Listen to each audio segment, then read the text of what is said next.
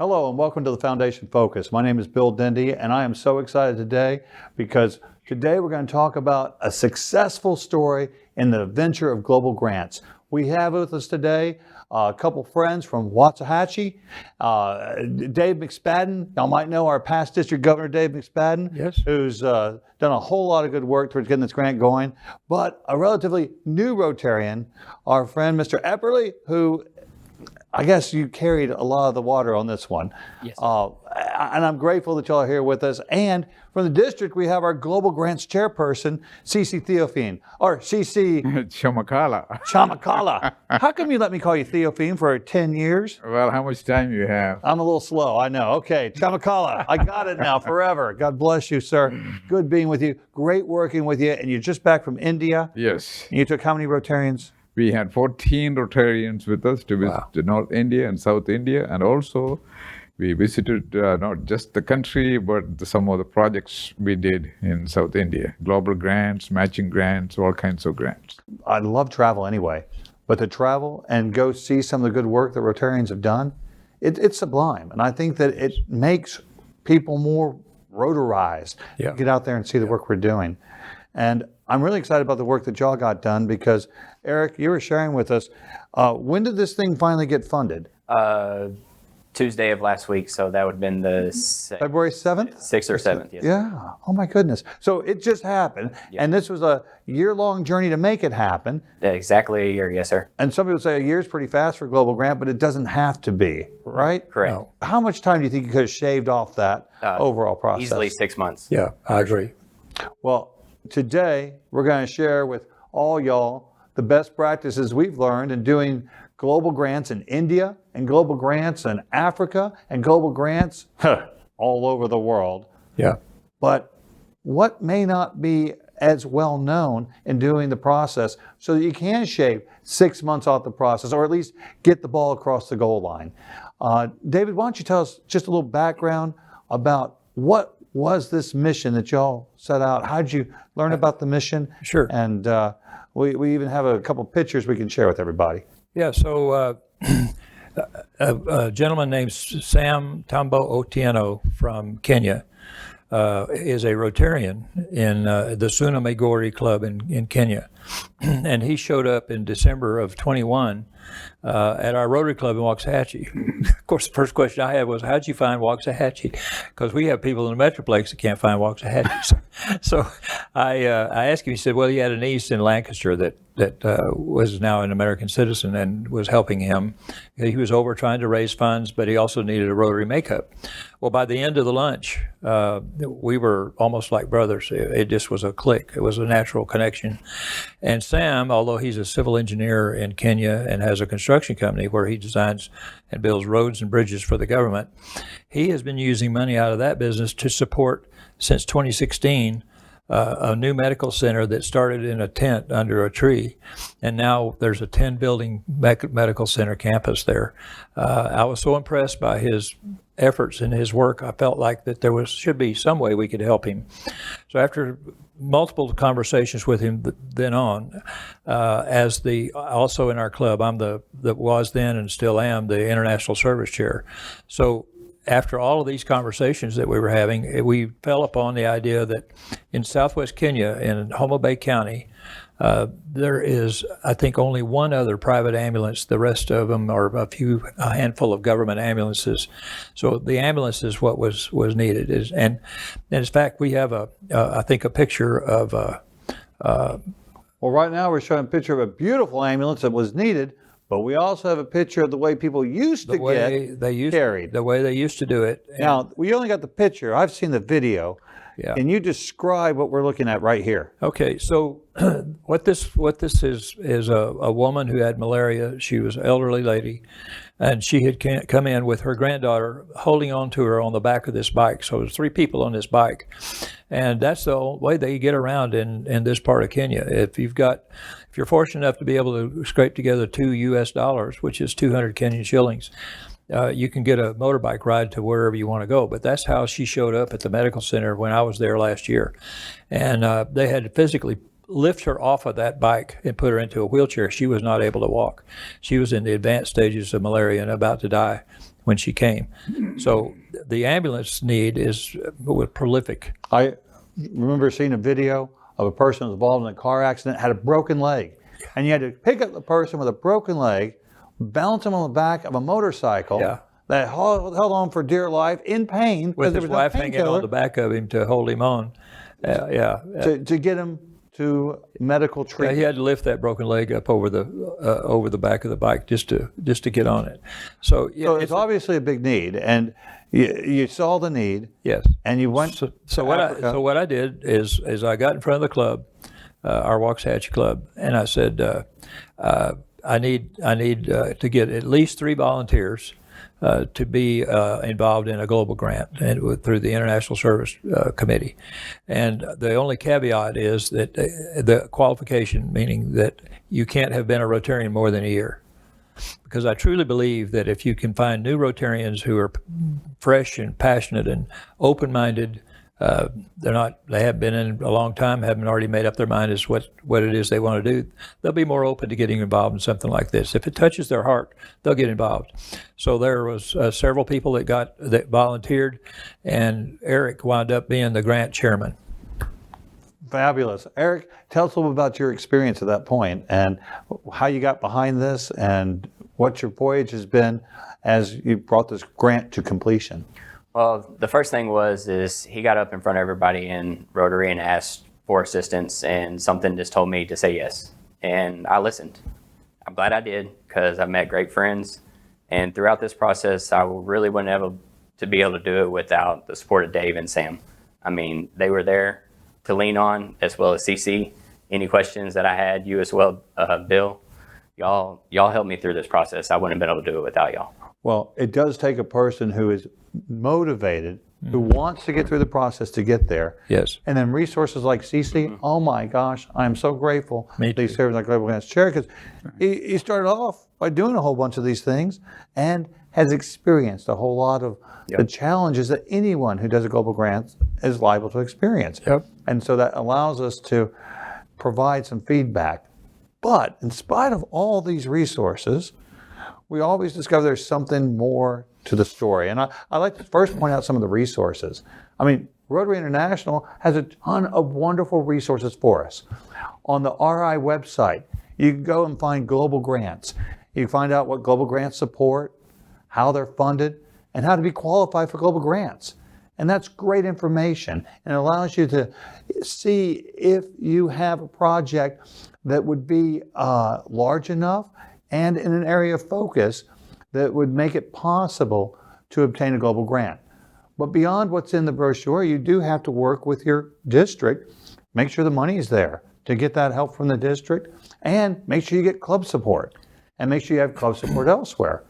Also on the website, you'll find a list of available resources, great information on how do you submit your grant request, and then how do you monitor and evaluate your grant, and what required paperwork is needing to be given back at the end of a 2-year period or so for RI. And I think one of the best resources for anyone doing a global grant is the Complete Guide to Global Grants. And the Complete Guide to Global Grants is one of the top resources that pops up there. As you can see on the cover here, you've got the different areas of focus listed, and on the table of contents on the next page, you can see that the Global Grants is going to give you information on how to make a sustainable impact, how to partner with the right partners to maximize that impact, how to plan that global grant funded project, how to then apply for the grant, implement, monitor, evaluate, and then report the progress and outcome. And I know that CC has been working with a number of people over the last year or so who are doing global grants, who oftentimes he's just pointing back to the manual, Yes. saying we need things like a needs assessment. Can you speak to that, CC? Well, the global grants support any projects which the Rotary International supports. Right. The amount can be $30,000 to $400,000. I joined Rotary in 1990. 2012, I was the president of McKinney Rotary Club. Then, just like you, I became the International Service Chair. And we did projects in Mexico, Malawi, Zimbabwe, India, all over the world. One of the most important things, like Bill said, Rotary has a very high standard. When you do global grants in other countries, you have to learn the systems and the customs, then work through those projects in those countries. Extremely important, because you will, certain things which you think it's normal, it's not normal. That's the system and the culture. You have to learn that to do those kind of things. We just completed a 120,000 kidney dialysis project in India. We gave 7 dialysis machines to one hospital, 3 dialysis machines, and an ambulance to another hospital. A certain number of kidney dialysis patients who are below poverty line are getting free treatment. So that's the MOU we signed with the hospitals. Now, the host club and international club, we are the international club, and the club in the other country, the host club. The selection of the host club is extremely important. Absolutely. Critical. And I think that it's important to be able to work with the Rotarians, but also working with that host club and the entire community. Yes. And we've had some interesting situations. In fact, David was talking about even with the grant that has just gotten approved, things could have been tighter in certain ways. David, would you like to share on that? Yeah, I think that what CC just talked about is critical.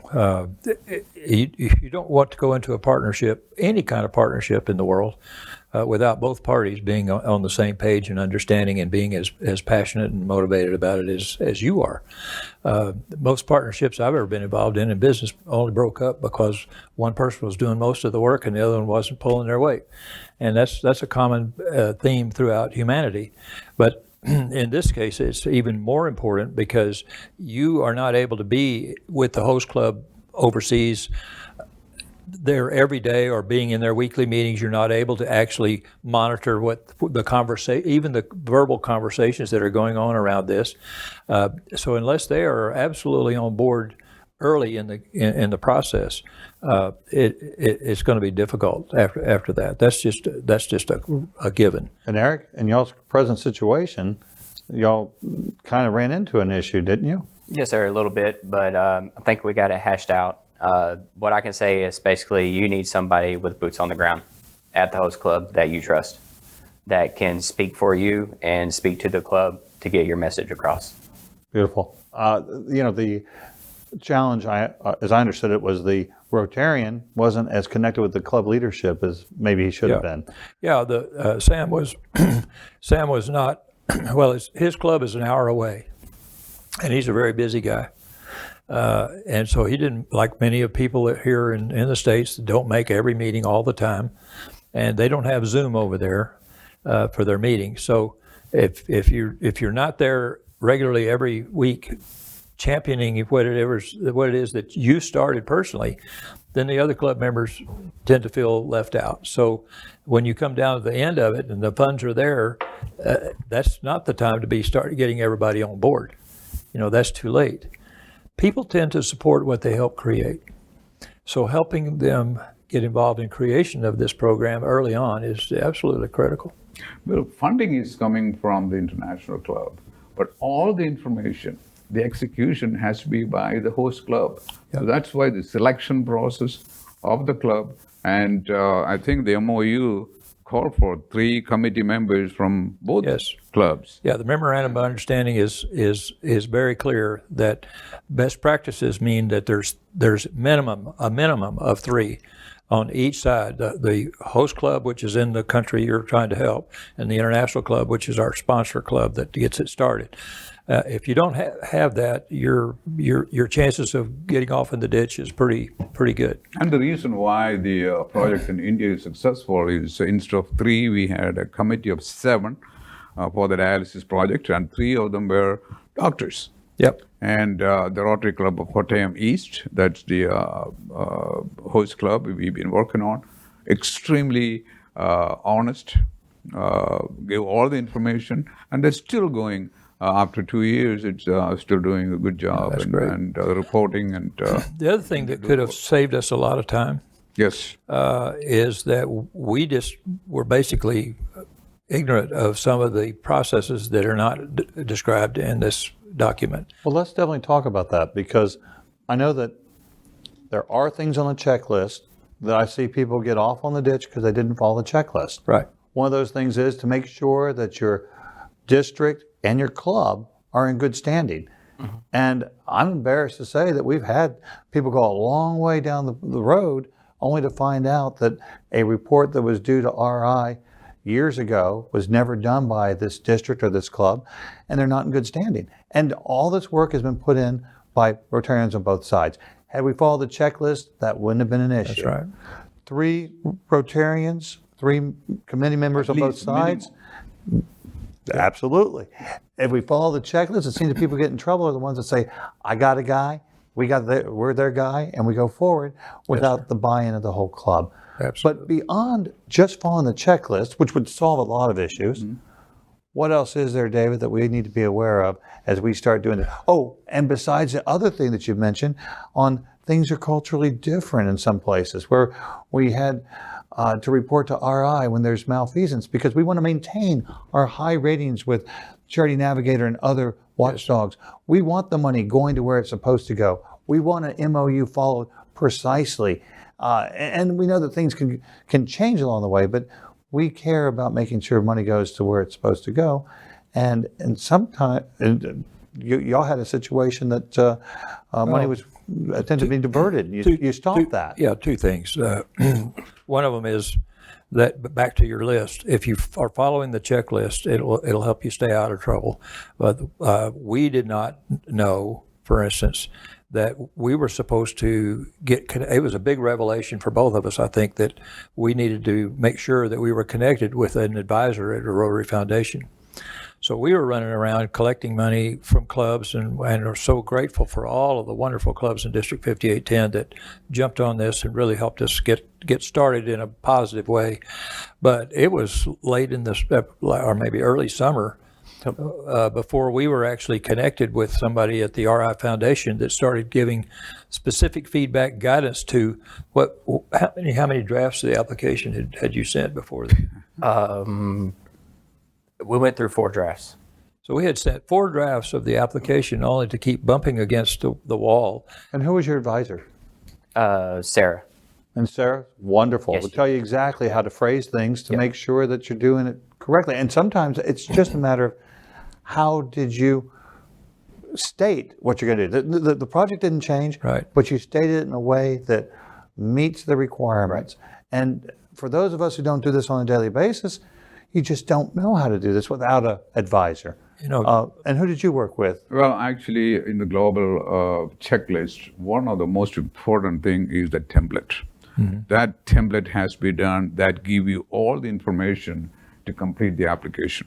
Right. And that is extremely important. A lot of people don't do that, and they go directly to fill up the form. It's impossible. Go to the template, fill up the template, and then go to the application. So that was I our. know that sounds like a broken record, but Cece said, go to the template, go to the template, go to the template.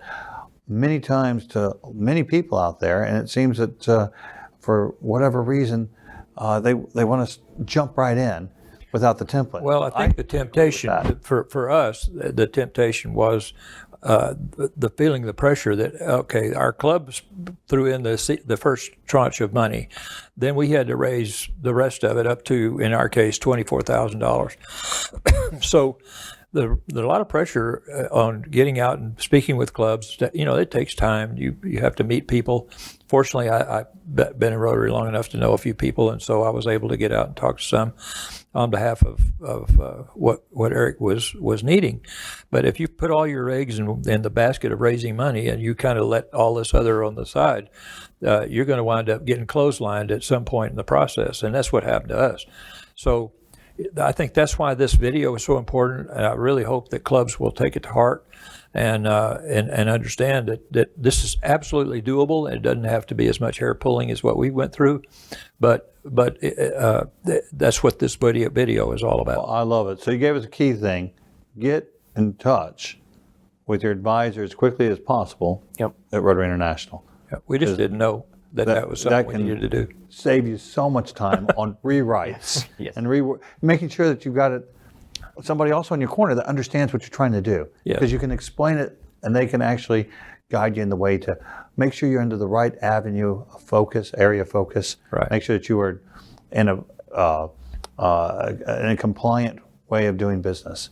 What other things did you glean from your experience that we want to share? Use your resources on the website. All your PDFs, download them all. Put them in a folder because you will need them. And if you have them already, you're more likely to go back and look at them. When you have a question or you're looking at the application, you can refer back. And you're talking about things like the community assessment? Community assessment, your how to write the MOU, and all your breakdown of your PDFs of what the global grant community wants on the application. Beautiful. And did you find y'all's easy enough to write because it was obvious that this was a need and we had a lot of people, or were they looking for a lot more data on the number? More was as far as the questions that Sarah had was, how will this help the community? Because at first we just went down the road of helping mothers and child. Well, she said, why don't you add disease and prevention in? That was something she gave us insight to add to the application to help our cause, because we'll not only be helping mother and children, we'll also be helping disease prevention with getting people to where they need to get the medical treatment that they need. Beautiful, beautiful. And so even in your needs assessment, to expand into another area of focus Right. is very useful. And having the forms where you can, it's not just check the boxes, it's questions that need to be filled out, and they give some examples. Tell me about the MOU. What was involved in the MOU? And then, David, if you can share with us how that might have been changed by a club. When a host club somewhere in another country signs a memorandum of understanding, the MOU, when they do that, you have to make sure they fully understand what they're signing, because it is very, very specific. As you've mentioned more than once, that there's 33,000 Rotary clubs in the world and only one pot of money in any given Rotary year. So you can't just count on everybody having money just because they decide they wanted to ask for it. You have to follow this so precisely, and the host club needs to absolutely understand that every line on there, all the way through monitoring at the end and reporting and turning it in, like the club that you're referred to earlier. If all of those things aren't done, not only will you not be able to get a grant now, you may, if you've participated in the grant and then don't follow through, you may not be able to get a grant in the future if your club is disqualified. So it's that serious. And one of the things we ran into as part of what you were talking about culturally and the customs is that the very first, I don't mind outing him because he really gave us a hard time, but the very first foundation chair for the district at District 9212 in Kenya wanted us to pay him to sign off on his side. That's the kind of cultural differences you can run into if people don't understand what you're doing. So those are the between the lines of what the grant process is written, is to make sure that on a human level that everybody is on board, that their heart's in it, that they understand it's service above self. It's not about business. This isn't a business. But in the other countries, their perception may be that this is just normal. This is what we do. And I'm sorry you experienced that. We wish it was the only encounter we've ever had, but it's unfortunately rather common to experience it. And I'm grateful for the Rotarians who know how to stand up to that and make sure that our dollars are going to where they're supposed to go, who understand culturally how to talk to those within the community who are also Rotarians, who care about their community and who are business owners, to put the right type of pressure to take care of the people that we're trying to care for. Well, I guess if there's any good news about how long it took us to get through the process, usually because of our own ignorance, is that, as everybody knows, our new Rotary year started July 1st, and that gentleman is no longer the foundation chair for the district over there in 9212.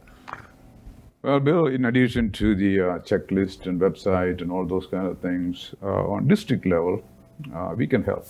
We have people who has experience and expertise. Dave has done it. They both have done it. I have done it, and other people in the district, who has done it. You have a lot of experience. So all I can say is that if any of our clubs want to do global grant or matching grant project, we are here to help. Well, I'm excited about that because I understand that y'all are willing to help, all y'all out there, if you have a need. And I see that we've been available, but a lot of people aren't calling upon us because I think that they believe that, I got the checklist, I can do it. And at times we don't know how to help. I think it's a learning process. As our district foundation chairperson, I want to do the job well. I want to get this information out to everyone. I want the money to be accessible to us. And CC, having done global grants, sometimes you just know something, you don't know how special that knowledge is. Well, and it takes, having someone else go the wrong direction. You're like, oh yeah, you shouldn't have done that. You definitely should have done it like this. It's like, well, why didn't you tell me, Cece? Well, I thought everybody knew. We're learning what we've got to share. And that's kind of what y'all are doing with us today. Yeah. We're going to get better and better. I would like our district to lead the way in being able to get our money spent, to not have our DDF sent in an account, to be able to go out and help other districts who don't know how to spend their TDF, find projects that are worthy, and take our Rotarians and show them the projects that we're doing, and understand that there may be an opportunity to actually go visit Kenya. That's right. I was there last year, and I am very happy to invite anyone that wants to go in the future. And as a matter of fact, we have a medical mission team that's going on April 19th, be our first medical mission team from here. And we'll be over there for 10 days. This is kind of a planning session and laying out in logistics for the new hospital that's being built, a women's hospital. So beyond that, however, there's going to be regularly scheduled medical mission teams and other types of travel. If you want to go to Kenya and you want to get involved in this type of program, whether you're involved in the Waxahachie Club or not, please reach out to me. I'm on Club Runner. I'm easy to find, and I'll be happy to visit with you about it. I think it's great to take Rotarians to see the work's been done, but also to get an idea of what more they can do. Well, because oftentimes when you're going back, you start seeing other projects, and after working with the district, and they do exactly what they say they're going to do, and you've had a history of projects, you feel more comfortable doing other projects, such as what we've seen with CC's work in India. Yeah, in fact, CC's work has inspired me and my partner, Sam over there. We, as a result of what CC is kept talking about doing, we are now dedicated to build a kidney dialysis center at some point in the near future. Right now, if you have a kidney disease and you've got to get treatment, you have to be in a vehicle, which most people in our part of Kenya don't have vehicles. They walk. Even if it takes days, they walk to whatever they need to do. And you'd have to take a vehicle and take a 3 or 4 hour drive and then lined up and stand in line waiting and hopefully get a spot where you could go get at least one dialysis treatment. It's not possible. It's not practical. So we want to do that. And long term, the long term goal for our RTC missions and the medical center over there, the long term goal is to build a teaching hospital.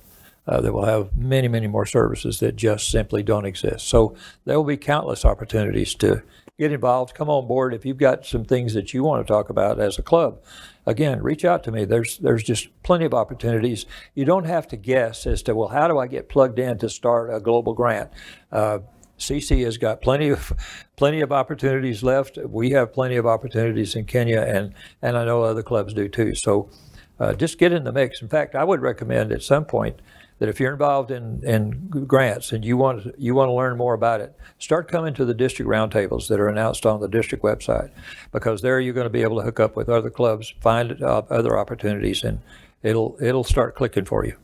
Phenomenal. And I would say, in addition, the foundation team meets about once a month, a couple months in the year taken off, but almost once a month, and that's a good place to meet other people that work with foundation, find like-minded people who love the foundation. And those are listed, those meetings are on the website? They are. District website, okay. Well, gentlemen, I know we've talked a lot about this grant in particular, but the grant process is what I hope we've been able to share, and not just the resources that are available online, but the human resources that are here and the way to I don't know, not spend a whole year if you can do it in 6 months. Because we're ready to do the next project and the next project, and we'd like to do it as quickly as possible.